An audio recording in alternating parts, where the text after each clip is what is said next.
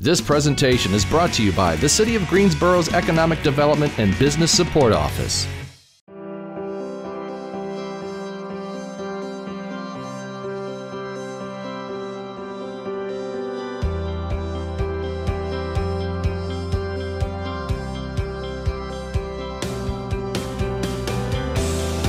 There's good news and bad news. The bad news, it takes 17 years to make a living as an artist.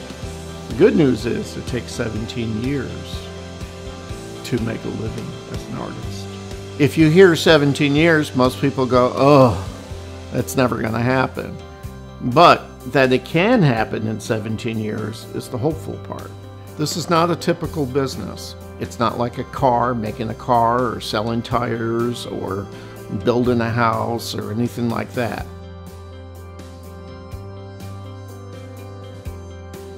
Oh, I knew absolutely nothing about what I was doing. I started out as a naive art student, took every class I could. My big business experience really happened in graduate school when I did some work for another artist and I never got paid, and I found out about business law and contracts and down payments and how a deposit is real important and how you never give the work back until they've paid for it. I keep learning. I keep learning about a lot of things. So as the projects grow, so does my knowledge of business.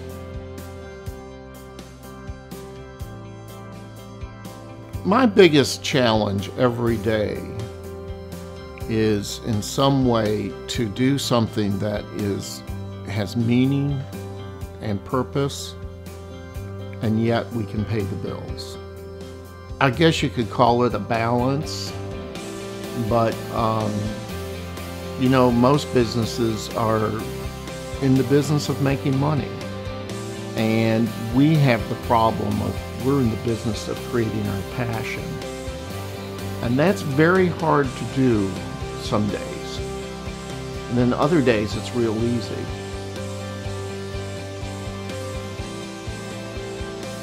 If you're trying to take your passion and make it into a career, well, there's a couple of things you need to do. Number one, find out if there is a career there. Instead of buying a building, you rent a space. Instead of buying a fancy piece of equipment, rent the piece of equipment. See if you even have a market. Then you have to develop your market. Oh, this is Business 101, isn't it? Now, remember, we create things that nobody necessarily needs to survive in life with, but we can create things that make people give purpose to life. First time I was ever told that was when we were going to buy our house, and the accountant told us, oh, you're an entrepreneur. I always thought of myself as an artist. The second time I realized I had to separate business and art is when I went to the IRS one year when I made too much money, and I said, I can't pay all this money. And they go, well, you have expenses, don't you? And I go, what do you mean by expenses? So that was this whole experience of learning how to have an accounting and receipts and a separate checkbook. And yeah, so you kind of learn along the way in strange ways.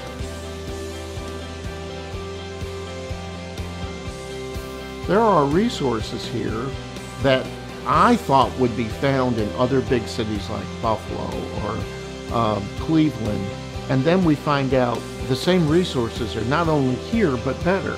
So those resources for manufacturing are so good. I mean, this is a natural place. I also had resource for knowledgeable workers. Now everybody thinks I